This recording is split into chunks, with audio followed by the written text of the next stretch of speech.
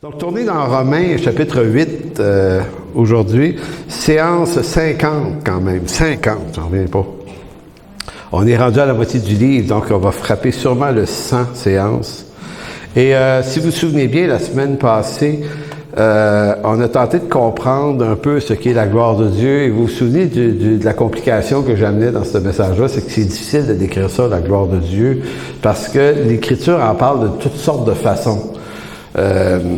Donc, il y a quelque chose sur la gloire de Dieu, puis je pense que souvent, ce qui est assez évident dans l'Écriture, c'est que c'est difficile dans l'Écriture de nous traduire une réalité spirituelle et céleste, de quelque chose qui va se vivre dans le royaume de Dieu, et nous traduire ça en langage humain dans notre réalité à nous. Tu sais, il y a tout un phénomène de comment Dieu nous traduit ça. C'est pas pour rien que Jésus a dit, comment voulez-vous que je vous parle des choses d'en haut, vous avez misère à comprendre les choses d'en bas.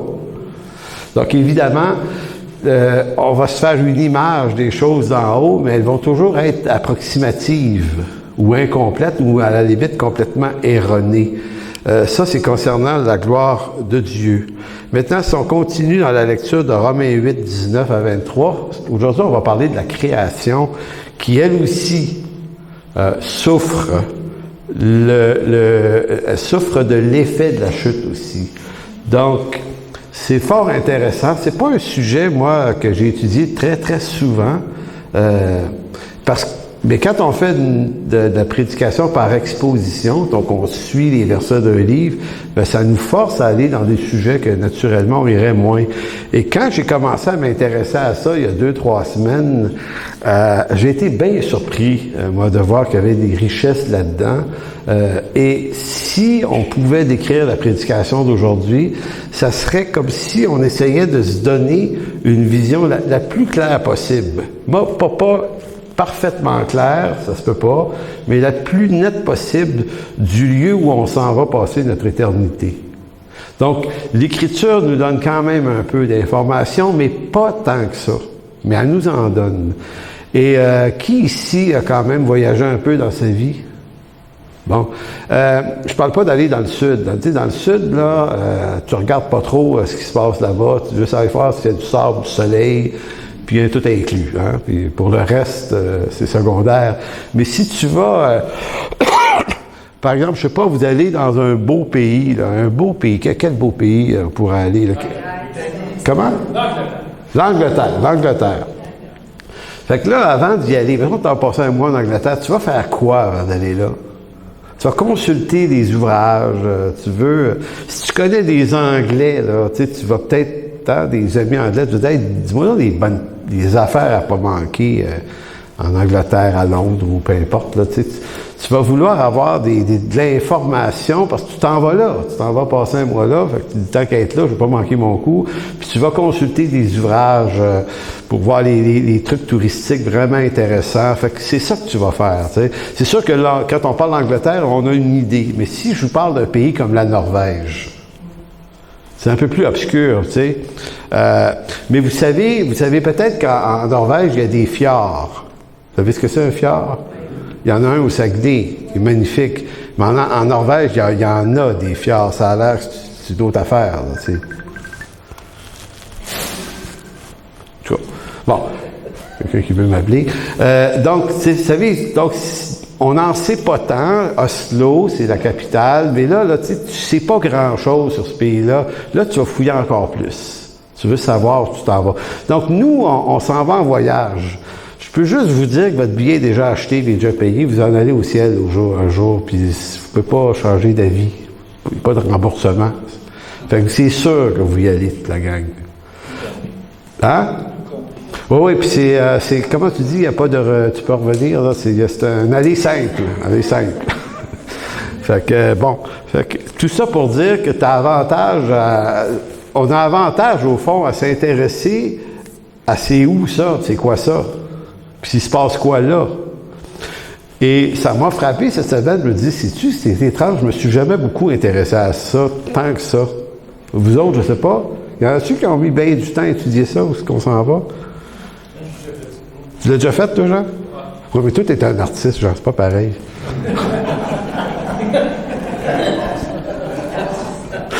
Ça pense autrement, les artistes.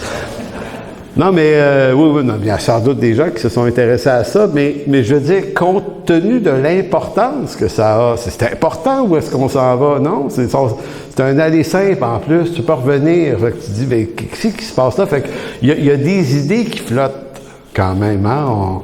On a quelques idées. Maintenant, Romains 8, 19 nous donne un indice très, très intéressant. Alors, je lis le verset 19, 20, 21 jusqu'à 23. « Aussi la création attend-elle avec un ardent désir la révélation des fils de Dieu, car la création a été soumise à la vanité, non de son gré, mais à cause de celui qui l'y a soumise avec l'espérance qu'elle aussi sera affranchie de la servitude de la corruption pour avoir part à la liberté de la gloire des enfants de Dieu. » Maintenant, ça vous dit quoi, ce texte-là, par rapport à l'endroit où on va vivre?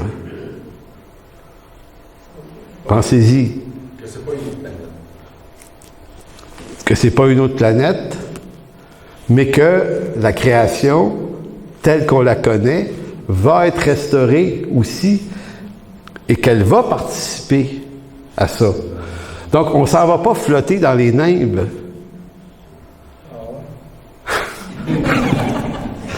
Bien, révélation pour monsieur.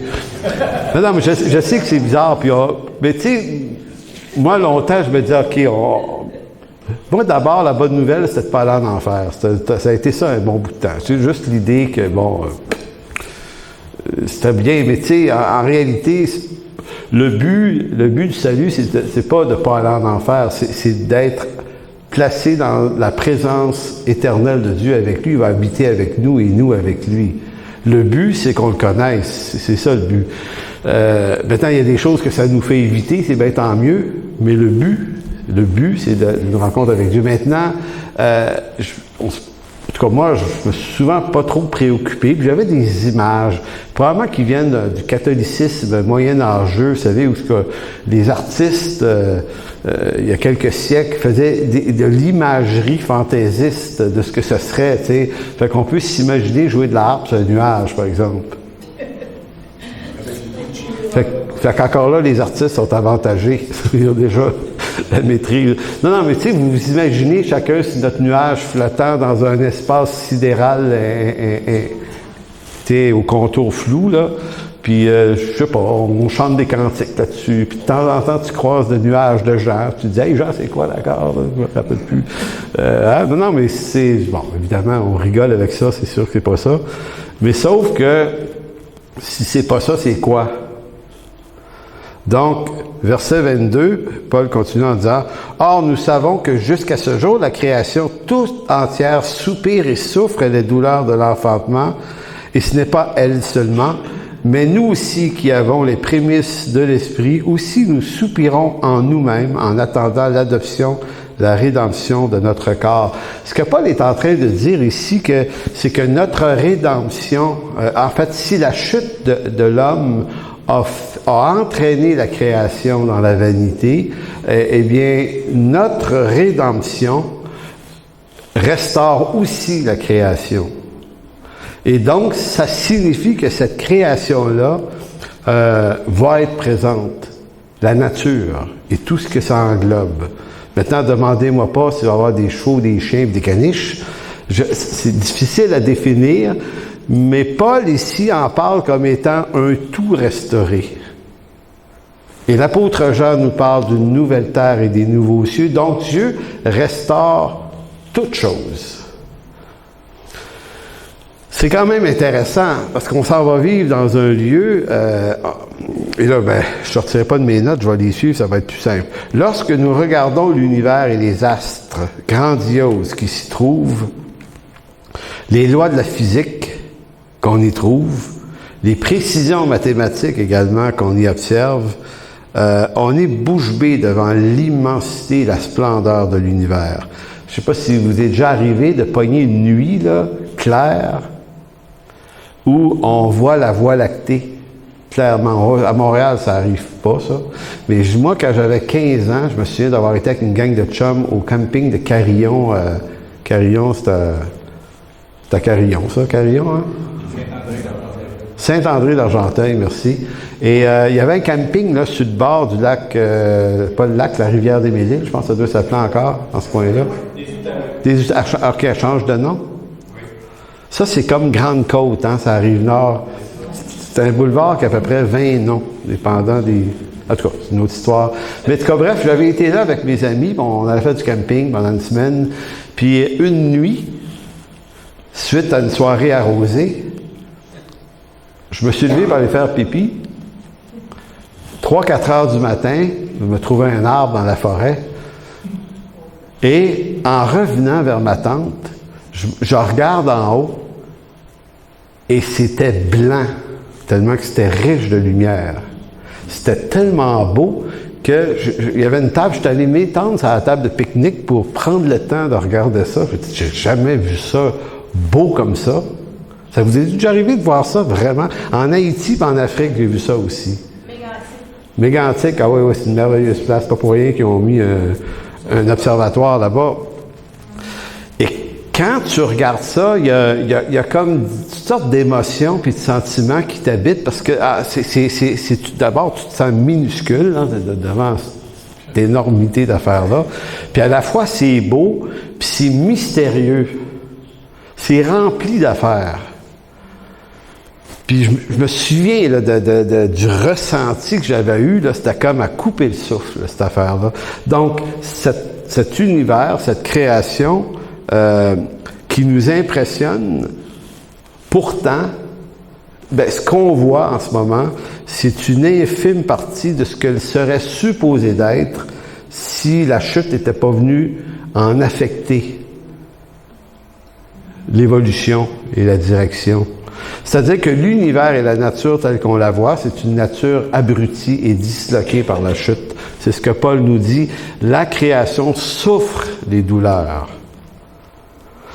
Genèse 3, versets 17 à 19. Genèse 3, 17 dit, « Il dit à l'homme, puisque tu as écouté la voix de ta femme et que tu as mangé de l'arbre de la connaissance, l'arbre au sujet duquel je t'avais donné cet ordre, tu n'en mangeras point, le sol sera maudit à cause de toi, et c'est à force de peine que tu en tireras de la nourriture tous les jours de ta vie, et te produira des épines et des ronces, et ainsi de suite. » Beaucoup de commentateurs et de théologiens considèrent que celui qui a soumis la création à la vanité, c'est Dieu. La création n'a pas péché par un péché semblable à celui d'Adam, mais le péché d'Adam entraîne toute la création avec lui dans le chaos. Donc la terre est maudite par Dieu à cause du péché de l'homme qui est maintenant séparé de Dieu.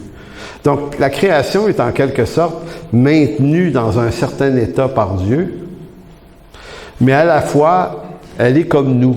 On est là quand même, pécheurs et perdus, mais on existe quand même, on respire quand même, on a une vie quand même, on a des moments heureux, des moments malheureux, mais on voit qu'on règne, on vit, on existe dans un chaos, un ordre, il y a de l'ordre, puis il y a toujours un désordre dans l'ordre dans lequel on est. C'est compliqué la vie à cause de ça.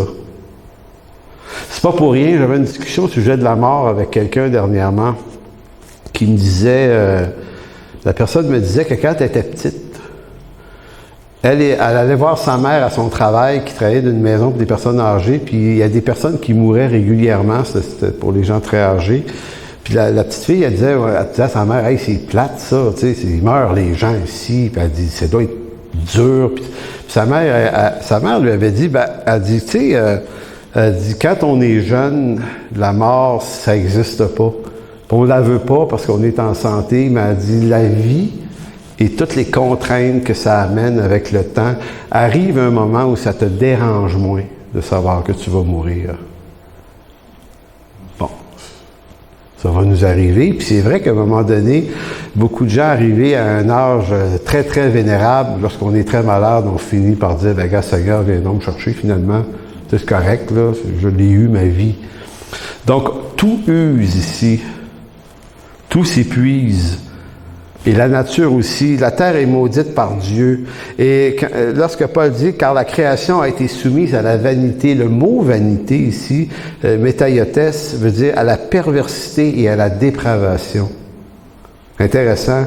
La création est soumise à la dépravation aussi. Et malgré ça, on trouve ça beau. Les lois de la nature, les lois de la physique, de l'astrophysique, il y a plein d'affaires géniales dans ça. Donc, c'est comme ça qu'on regarde, c'est comme ça qu'on est fait. Comme je vous dis, il y a comme une espèce d'ordre dans ça, puis il y en a vraiment un. C'est tenu par Dieu, par toutes sortes de lois que Dieu a données. Puis à la fois, c'est complètement imparfait. Il y a une anthropologue, je ne suis pas sûr de citer la bonne madame, mais si ma mémoire est bonne, c'est Margaret Mead, qui est une femme assez fantastique, une américaine anthropologue, qui s'est intéressée au comportement humain. Si c'est pas Margaret Mead, vous m'excuserez, c'est une autre, mais c'est une femme, qui elle, a vécu entre la Première et la Deuxième Guerre mondiale, dans cette période-là, elle a trouvé beaucoup de cruauté chez les hommes. Tu sais, parce que quand tu vis une période de guerre, là, ça t'use la vie solide, ça. Et elle, à un moment donné, étant tannée de voir autant de violence chez les humains, puis pas juste pendant les guerres, mais dans les couples, dans les familles, il y a de la violence, il y en a partout. Elle s'est dit, m'aller m'installer en forêt un bout de temps pour avoir un peu de tranquillité, parce que la nature, on se dit, la nature, il y a quelque chose de restaurateur dans ça. Évidemment, ce qu'elle a découvert, c'est qu'aller prendre une marche dans le bois, ça fait énormément de bien. Mais aller vivre dans le bois, c'est une autre histoire. Fait qu'elle s'est installée, puis elle s'est mise à observer les animaux, les insectes notamment, les oiseaux, les rongeurs. Puis quand elle est revenue de sa longue expérience en forêt, elle a dit, ils sont aussi violents que les humains, sinon plus. Il y a des viols collectifs chez les animaux. Les animaux se bouffent entre eux, même dans une même famille. La cruauté des félins, ça c'est celle qu'on connaît le mieux. Avez-vous déjà eu un chat? Avez-vous déjà vu un chat s'amuser avec une souris? Le plaisir qu'il a, lui. À pas tuer tout de suite, là, je veux dire, à juste la gosser là, un petit peu, puis un petit coup de patte, puis elle saigne sur le plancher, puis là, c'est élevé quand même. T'es là, mon beau chat, il fait ça, il est donc bien méchant, il n'est pas méchant de même avec moi, mais avec plus petit que lui, hein? Puis c'est pareil, donc cette femme-là, ben, elle s'était dit, mais il n'y a rien qui va. Puis en même temps, il y a de l'ordre, il y a comme des lois dans tout ça, mais l'ordre est comme coincé dans du désordre, mais ça décrit très très bien la condition pécheresse auquel l'homme est soumis, et ainsi que la nature. Connaissez-vous l'astronaute québécois David Saint-Jacques? Ça vous dit quelque chose? Oui. David Saint-Jacques, c'est un médecin. C'était pas un scientifique d'abord, c'est un médecin qui travaillait dans le nord du Québec, très haut, chez les Esquimaux, si je me trompe pas. Et il y a plusieurs années de ça, il y a quelqu'un dans son entourage qui a dit à David Saint-Jacques, la NASA fait un concours en ce moment pour inviter des gens à pouvoir aller passer 6 mois sur la Station spatiale internationale. Fait que, tu sais, le gars, il se dit, ben voyons donc, moi? Puis la personne a dit, ouais, t'es le genre de personne qui cherche. Puis il y a quelqu'un qui l'a inscrit, parce que si je me souviens bien, c'est pas inscrit lui-même, c'est quelqu'un ou sa belle-sœur qui dit, non, vas-y. Et le gars, il a été choisi. Imaginez, c'est quand même quelque chose. Puis lui, c'est un médecin, mais c'est un gars très en forme. Puis bon, fait qu'il est parti passer 6 mois à flotter autour de la planète Terre. Et quand il est revenu, et moi, j'avais entendu ça dans un reportage télévisé où il racontait son impression de l'univers et de ce qu'il avait vécu là. Puis son témoignage témoignait de comme 2 affaires. C'était fascinant comment, avec beaucoup d'authenticité, là, il disait, c'est à la fois merveilleux, puis c'est à la fois épeurant.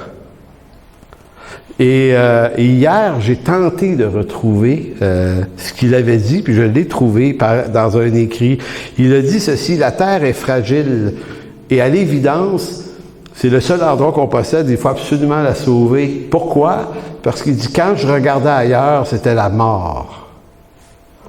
Il dit, on n'a pas le choix, affirme l'astronaute canadien David Saint-Jacques, qui lui-même passe 6 mois dans l'espace à bord de la Station spatiale internationale. L'astronaute, toujours ému par les images qu'il a vues depuis le hublot de la station, parle d'une superbe planète, mais il dit tellement fragile. Il dit, la Terre flotte au milieu de la mort. Il dit, c'est une planète qui flotte au milieu de la mort. Il dit, le vide glacial qui l'entoure ainsi que les radiations dangereuses sont effrayantes. Il dit, la Lune, d'où j'étais, n'est qu'une grosse roche, le Soleil, une boule de feu, et toutes les autres planètes sont inhospitalières. Mais il y a la Terre, splendide, bleue, rayonnante. Il dit, c'est tout ce qu'il y a de vivant. Puis il disait, tu regardes partout, c'est noir, noir, noir, noir, noir, noir. Il dit, c'est froid, c'est... Puis, à un moment donné, il parlait des radiations. Tu sais, on est protégés, nous autres, des radiations, mais il y a plein de trucs qui se promènent dans l'univers. Tu es exposé à ça, tu meurs en quelques minutes. Fait qu'il dit, c'est pas cool, mais c'est beau, puis c'est splendide en même temps. Puis ça m'avait frappé que le gars soit capable de témoigner de les deux polarités de l'affaire. Donc, tout montre que la mort règne, non seulement sur les hommes, mais aussi dans la création toute entière. C'est pour ça qu'au verset 22 de Romains 8, Paul dit, « Nous savons que jusqu'à ce jour, la création toute entière soupire et souffre les douleurs de l'enfantement. » Mais plus haut, mais pas plus haut, verset 21, qu'elle aussi sera affranchie de la servitude, de la corruption, pour avoir part à la liberté de la gloire des enfants de Dieu. Donc, Paul affirme de façon assez intéressante que la création va, elle aussi, à cause de l'œuvre de Jésus-Christ, être restaurée à nouveau. La mort et la résurrection de Jésus-Christ ne fait pas que sauver le genre humain, elle promet une complète restauration de la création abîmée à cause de l'homme et de son péché. La vie éternelle, c'est entrer dans la restauration, mais pas que la nôtre, mais la restauration de toutes choses. Autant une nature généreuse comme Dieu l'a voulu, qu'un univers restauré, beau, grand, dans toute sa splendeur. Donc, on pourrait imaginer, mais ça reste dans l'hypothèse, ce que je vous dis là, si on entend bien Paul, le lieu où on s'en va vivre, le lieu, c'est dans ce qui existe maintenant, mais dans une parfaite restauration. Quand on lit les théologiens sur la question de la nouvelle terre et des nouveaux cieux, il y a toutes sortes d'images dans l'Écriture. Certains pensent que tout va être détruit et reconstruit à neuf. D'autres suggèrent davantage que tout est comme partiellement détruit et complètement restauré, un peu à la manière de l'homme. C'est-à-dire que de notre rédemption à nous, notre corps est laissé, retourne à la poussière, mais notre âme et notre esprit, c'est le même. Donc, c'est encore moi qui va vivre pour l'éternité. Je ne deviendrai pas un autre moi-même. Je serai moi-même dans la continuité, mais un corps restauré, renouvelé, un corps glorifié va m'être fourni. Mais je ne serai pas quelqu'un d'autre. Et c'est un peu de la même façon que certains voient la restauration de la création, c'est-à-dire, c'est cette même création-là, mais qui va être aussi restaurée. Donc, ça pourrait vouloir dire que nous irons vivre sur une planète où il y aura ce qu'il y a déjà. Il y aura une nature, il y aura peut-être des animaux, il y aura peut-être... Mais le cycle de la vie sera plus le même. Il n'y aura plus de mort. Donc, probablement plus de chasse. Ben, puis on ne peut pas s'avancer dans ces affaires-là. Il va se passer quoi? C'est comment on va vivre. Parce que je vous disais la semaine passée, aller passer, si la gloire de Dieu, c'était juste des trucs glorieux, puis des pétards, puis des affaires, puis des flémèches, puis tu sais, moi, être exposé à ça pendant l'éternité, je m'étonnerais, là. Alors qu'il semble que c'est beaucoup plus une vie concrète, une vraie sorte de vie nouvelle, mais sans conditions pécheresses. Donc, il y a trois postures, il y a trois façons de voir ça. La première, je l'ai exposée tout à l'heure, mais qui est la moins sérieuse, c'est celle que on s'en va dans un truc flottant, là, une espèce d'espace sidéral, chacun son nuage et sa harpe. Mais c'est clair que c'est pas ça, c'est insoutenable par l'Écriture.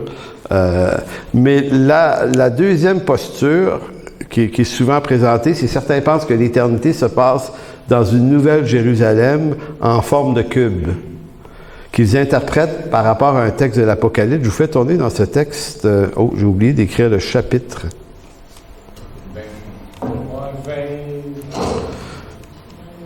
Pourtant, je l'avais tout à l'heure. La muraille de la ville, non, c'est pas celui-là. En tout cas, je vous le décris, c'est le verset 14. Je pense que c'est 21. Probablement Apocalypse 21, 14, je le dis de mémoire de même. La muraille de la ville avait 12 fondements et sur eux les 12 noms des 12 tribus de l'agneau. Celui qui me parlait avait pour mesure un roseau afin de mesurer la ville, ses portes et sa muraille. La ville avait la forme d'un cube ou d'un carré. Et sa longueur était égale et sa largeur. Et il mesura la ville avec le roseau. Il trouva 12 000 stades de longueur. La largeur et la hauteur en étaient égales. Et ainsi de suite. Donc, la description que fait le livre de l'Apocalypse ici, ça semblerait dire qu'on s'en va vivre sur une espèce de structure cubique qui serait énorme, là. Le problème avec cette interprétation-là, c'est de ne pas tenir compte du type de langage, c'est-à-dire comment est-ce qu'on dit ça, le genre littéraire de l'Apocalypse. L'Apocalypse, c'est un genre littéraire, donc qui utilise énormément de symboles de l'Ancien Testament pour décrire une réalité spirituelle. Maintenant, pourquoi l'apôtre Jean parle-t-il d'un cube, d'un carré? Eh bien, la raison, c'est qu'elle nous vient du livre de Deutéronome et de l'Exode. C'était que il y avait un seul endroit sur terre où on pouvait rencontrer Dieu dans l'Ancienne Alliance, chez les Juifs. C'était le lieu très saint. Le lieu très saint. Et donc, Dieu n'habitait pas les personnes comme il le fait pour son Église. Il nous habite, nous, il habite son Église, mais dans l'Ancienne Alliance, il habite ce lieu. Seul le souverain sacrificateur peut y entrer une fois l'an avec le sang d'un agneau, et ainsi de suite. Là n'est pas le point aujourd'hui, mais c'est-à-dire que c'est un lieu fermé, mais la forme du lieu très saint était parfaitement cubique aussi, dans les mesures qui sont données dans l'Ancien Testament. Donc, et ça c'est très connu chez les Juifs, que c'est cubique cette affaire-là. Donc, on n'est comme pas surpris si dans le langage symbolique que réutilise Jean dans l'Apocalypse, lorsqu'il décrit le lieu où on va vivre, il le décrit comme un cube, parce que c'est ça qui fait du sens dans le langage littéraire et symbolique. Dieu, cube, habitation de Dieu. Maintenant, l'idée du cube ici, pour l'Apocalypse, c'est l'idée qu'on s'en va tous habiter avec Dieu. Nous serons tous dans le cube, puisque nous sommes tous, dans une certaine mesure, des souverains sacrificateurs. Donc, c'est ce que l'Apocalypse défait un peu de l'Ancien Testament pour montrer dans la Nouvelle Alliance ce qu'est l'habitation de Dieu. Maintenant, si on comprend que Jean utilise un langage symbolique et que ce langage symbolique ne sert pas à décrire les réelles formes de la ville, mais plutôt la réelle forme d'habitation de Dieu au milieu des siens, ben, c'est pas forcément un cube. Puisque, à différents endroits, même dans le livre de l'Apocalypse, il est question d'une nouvelle terre et des nouveaux cieux. Et la semaine prochaine, je continuerai sur le sujet et on va aller lire des textes d'Ésaïe. Ésaïe, c'est un des prophètes qui parle de cet endroit-là. La nouvelle terre et les nouveaux cieux, c'est Ésaïe qui décrit ça le mieux. Et quand Ésaïe décrit la restauration, regardez, je vais juste vous lire les versets 17. Encore là, j'ai oublié de vous donner le chapitre. Il dit, car je vais créer de nouveaux cieux, une nouvelle terre, on ne se rappellera plus des choses passées, elles ne viendront plus à l'esprit, réjouissez-vous plutôt et soyez toujours dans l'allégresse à cause de ce que je vais créer, car je vais créer Jérusalem pour l'allégresse et son peuple pour la joie. Et quand on continue dans cette lecture d'Ésaïe, il y a des animaux, il y a des plantes. Il redécrit, là, Ésaïe, là, une nouvelle terre avec tout ce qu'on lui connaît maintenant, mais dans une forme restaurée, sans mort.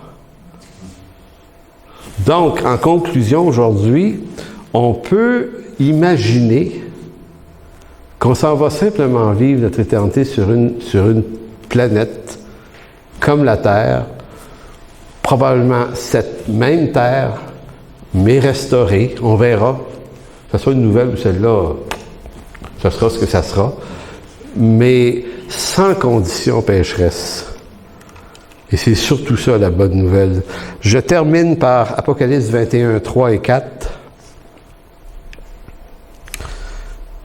qui dit, et j'entendis, Apocalypse 21, 3 et 4, oui c'est ça, et j'entendis du trône une voix forte qui disait, voici le tabernacle de Dieu avec les hommes. Le tabernacle de Dieu, le cube. Tabernacle, cube.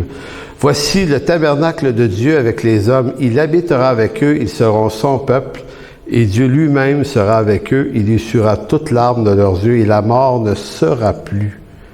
Il n'y aura plus ni deuil, ni cri, ni douleur, car les premières choses ont disparu. Donc voilà ce qui nous attend. Donc, la semaine prochaine, on va continuer sur le sujet de Paul en Romains 8 et en regardant de côté le texte d'Ésaïe. Alors, merci Père. Merci de bénir cette journée. Merci de bénir cette parole. Merci de bénir ton peuple, Seigneur, de nous accorder la vie en abondance, mais également la paix dans nos cœurs. Probablement une des choses les plus importantes qu'on peut vivre ici-bas, Seigneur, c'est la paix. D'abord, la paix avec toi, mais la paix entre nous. La paix de toutes les façons possibles. Merci, Père. Amen. Donc, j'inviterai Jean, on va faire un...